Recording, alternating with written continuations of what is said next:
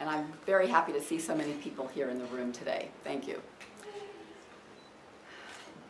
Not all that long ago, I would have been astonished to think that I'd be standing here announcing my candidacy for public office. And here I am. The story behind this surprising development began last year, when I became a grandmother for the very first time, and then again for the second time. I was already very concerned about what the scientists had been telling us about climate change, that it's real, and that it's urgent that we act to address it. But now with these two darling little ones in my life, it just felt urgent, because the scientists are telling us that if we fail to act responsibly on the climate crisis, the consequences for them, for my little granddaughters, and for all our children and grandchildren could be terrible. And I just can't bear the thought of these innocents suffering because we were too blind or too busy or too corrupt to care. So I decided to take a look at how our state of Virginia is responding to the climate challenge. And I was appalled at what I found. And what I found goes even deeper than the climate situation. It's more than a failure to respond to climate. That failure is part of a larger picture. Too many of our elected representatives are sacrificing the people to serve the big moneyed interests.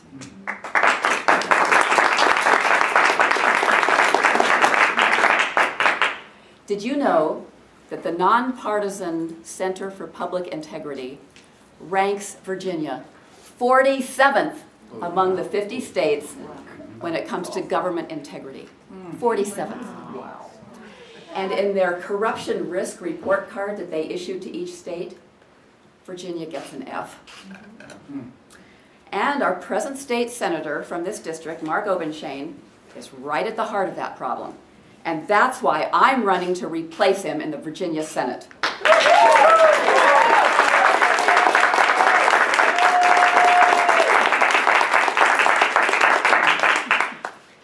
On many issues that affect average Virginians, too many of our legislators are doing the bidding of Dominion power, and they're not serving us, the people.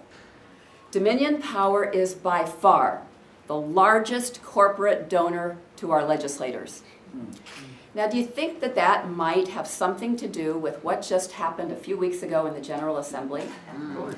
Mark Obenshain and his allies passed a bill that Dominion Power wrote that would exempt Dominion Power from rate regulation for the next 5 years. Now, Dominion and the smooth-talking politicians who support it, they say that this law is to help protect Dominion's customers from rate hikes. But as an editorial in the Virginia Pilot just this past Sunday said, that claim does not pass the smell test. And the investment world on Wall Street, they know who's really served by this new law. They say it will really beef up Dominion's bottom line. It was a great move for Dominion Power. Well, and guess at whose expense? Many, many Virginians, including more than 37,000 households right here in our district, the very citizens that Mr. Obenshain is supposed to be serving. Now, we should remember that Dominion Power is no ordinary company. It is a monopoly that is selling us a necessity. And that's just the kind of company that everyone has known for generations needs state oversight to protect the public from being gouged. After all, Dominion Power has no competition to rein in its greed. And this new legislation shows that justice has been turned on its head. Instead of having our representatives supervising the monopoly to protect the public interest, it's the reverse.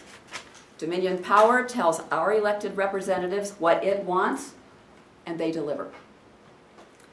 Now, Mr. Obenshain has shown us who it really is that he's serving. It's not the citizens whom this bill will hit right in the pocketbook. Oh, and if the original version of the Dominion bill had passed, which Mark Obenshain supported, it would be worse. This is government of the people, but by and for big money. Is it any wonder then that Dominion also gets our legislators to block responsible action to respond to the gathering problem of climate change? Despite the fact that a majority of both Republicans and Democrats now believe that our government has a moral duty to address the climate challenge. Mr. Obenshain, however, voted against a measure that would have given the mighty fossil fuel companies, like Dominion, incentives to dramatically reduce their emissions that are destabilizing our climate.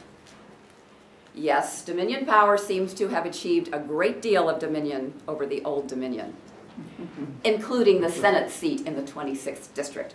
But it doesn't have to stay that way.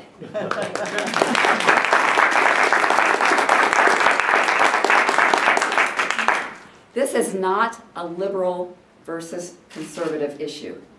This is an issue of basic American values. Should our government represent us, the people, or is it there to represent the big moneyed interests? 47th out of 50 states. That is not acceptable to me. 47th when it comes to government integrity, and I don't think that it's acceptable to most of the people in our district. Our district deserves to be represented by someone who is part of a solution to that problem, not someone who's committed to perpetuating it, as Mr. Obenshain has proven himself to be just in this last session. With our former governor, McDonnell, sentenced to prison, ethics reform was in the spotlight. And here in Virginia, we had a great opportunity to really address it, to get some really good ethics in our political system. Well, and there was a panel that proposed some good reforms. But instead, Mr. Obenshain and his allies blocked any real reform. Instead, they passed a pretty empty, pretty toothless gesture, so they could tell people, oh, yeah, we passed ethics reform. They didn't want to change the status quo. They didn't want to help give the people back the power over our government. Well, I think Virginians deserve better. We need a legislature that puts people before the big money, that functions honestly and openly, free of corruption, and that enacts real solutions to the climate crisis.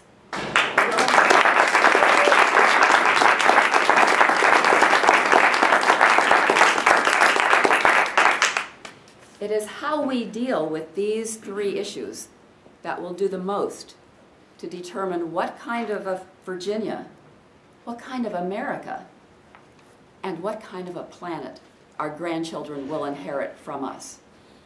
And it's these three issues, I believe, that liberals and conservatives in our district can unite. And Mark Obenshain is on the wrong side of all three issues. That's why I'm running for the state Senate seat from this district. And if I'm elected, I will serve the people. I will not sacrifice them to the big money. I will work for real ethics reform so that big money cannot buy the people's government. And I will work to ensure that we act responsibly so that the heritage we pass on to our grandchildren includes a healthy, livable climate. Well, I understand that Mark Obenshain is a personable politician. But being personable is no substitute for being trustworthy. I believe that if the people of our district see that he has betrayed their trust, that they will decide, as I have, that they deserve better. So I offer myself to the people of this district, not just despite, but because, unlike Mark Obenshain, I don't have political ambition. I mean, I'm 62 years old after all, and I am not plugged into the big money.